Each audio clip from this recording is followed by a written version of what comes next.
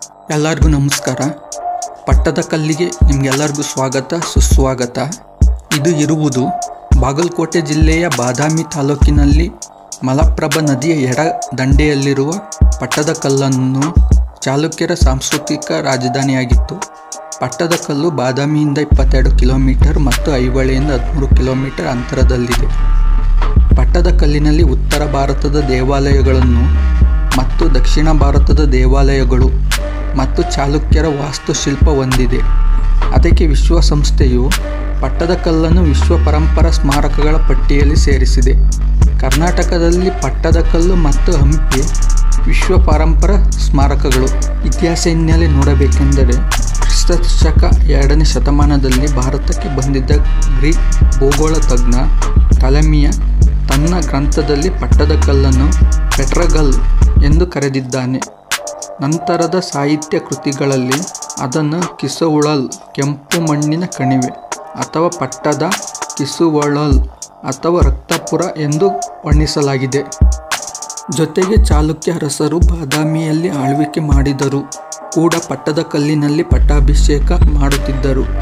ಏಕೆಂದರೆ ಇಲ್ಲಿ ಮಲಪ್ರಭಾ ನದಿಯ ದಕ್ಷಿಣ ವಾಹಿನಿಯಿಂದ ಉತ್ತರ ವಾಹಿನಿಗೆ ಹರಿಯುತ್ತಿತ್ತು. ನದಿಯ ನೀರು ಪುಣ್ಯಜಲ. ಇಲ್ಲಿ ಪಟ್ಟಾಭಿಷೇಕ ಮಾಡಿಕೊಂಡರೆ ಜೀವನದಲ್ಲಿ ದಿಗ್ವಿಜಯ ಸಾಧಿಸಬಹುದು ಮತ್ತು ಸಾಮ್ರಾಜ್ಯ ವಿಸ್ತರಣೆ ಮಾಡಬಹುದು ಎಂಬ ನಂಬಿಕೆಯಿಂದ ಪಟ್ಟಾಭಿಷೇಕ ಮಾಡಿಕೊಳ್ಳುತ್ತಿದ್ದರು. ಯುವರಾಜರು ಪಟ್ಟಾಭಿಷೇಕ ನಡೆಯುವ ಸ್ಥಳವಾಗಿದ್ದರಿಂದ ಮುಂದೆ ಪಟ್ಟದಕಲ್ಲು ಎಂಬ ಹೆಸರು ಬಂದಿರಬಹುದು. ಸ್ಥಳೀಯ ಒಂದು ಶಾಸನದಲ್ಲಿ ಇದನ್ನು ಕುಂತಲ ದೇಶವೆಂಬ ಕಾಂತೆಯ ಅಗೆಯಂತಿದ್ದ ಕಿಸುನಾಡಿಗೆ ಕಿಸುವಳು ಪಟ್ಟಣವು ಅಮೂಲ್ಯ ರತ್ನದಿಂದ ಕರೆಯುತ್ತಿದ್ದರಂತೆ. ಕ್ರಿಸ್ತಶಕ 6ನೇ ಶತಮಾನದಲ್ಲಿ ವಾತಾಪಿಯನ್ನು ಅಂದರೆ ಬಾದಾಮಿಯ ರಾಜಧಾನಿ ಮಾಡಿಕೊಂಡು ಪಶ್ಚಿಮ ಚಾಲುಕ್ಯ ವಂಶವನ್ನು ಸ್ಥಾಪಿಸಿದ 1ನೇ ಪುಲಕೇಶಿಯು ಕರ್ನಾಟಕ ಚರಿತ್ರೆಯಲ್ಲಿ ಉಜ್ವಲ ಯುಗಕ್ಕೆ ನಾಂದಿ ಹಾಡಿದ. ಪಲ್ಲವರ ದೊರೆಯಾದ ನರಸಿಂಹವರ್ಮವನ್ನು ಇಮ್ಮಡಿ ಪುಲಕೇಶಿಯನ್ನು ಸೋಲಿಸಿ ಬಾದಾಮಿಯನ್ನು ತನ್ನ ಅಧೀನದಲ್ಲಿಟ್ಟುಕೊಂಡು ವಾತಾಪಿಕೊಂಡು ಎಂಬ ಬಿರುದು ಧರಿಸಿದನು. ನಂತರ ಇಮ್ಮಡಿ ಪುಲಕೇಶಿಯ ಮಗನಾದ ಮೊದಲನೇ ವಿಕ್ರಮಾದಿತ್ಯನು ಪಲ್ಲವರ ಅಧೀನದಲ್ಲಿದ್ದ ಚಾಲುಕ್ಯ ಸಾಮ್ರಾಜ್ಯವನ್ನು ಪುನರ್ ಪ್ರತಿಷ್ಠಾಪಿಸಿದ ಕೀರ್ತಿಗೆ ಪಾತ್ರನಾದ. ನಂತರ ಮೊದಲನೇ ವಿಕ್ರಮಾದಿತ್ಯನು ವೈಷ್ಣವ ಧರ್ಮವನ್ನು ತ್ಯಜಿಸಿ ಸುದರ್ಶನಾಚಾರ್ಯರಿಂದ ಶೈವ ದೀಕ್ಷೆ ಪಡೆದು ಪರಮ ಮಹೇಶ್ವರ ಎಂಬ ಬಿರುದನ್ನು ಧರಿಸಿದನು.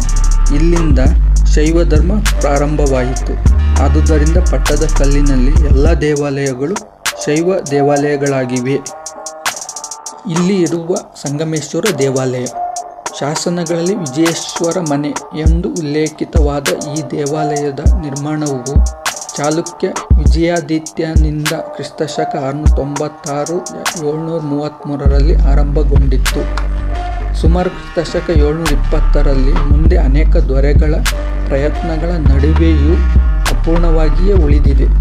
ಇಲ್ಲಿನ ಶಾಸನಗಳು ದೇವಾಲಯದ ವಿವಿಧ ಭಾಗಗಳ ನಿರ್ಮಾಣಕರ್ತರು ಹಾಗೂ ಶಿಲ್ಪಿಗಳ ಹೆಸರುಗಳನ್ನು ಉಲ್ಲೇಖಿಸುತ್ತವೆ.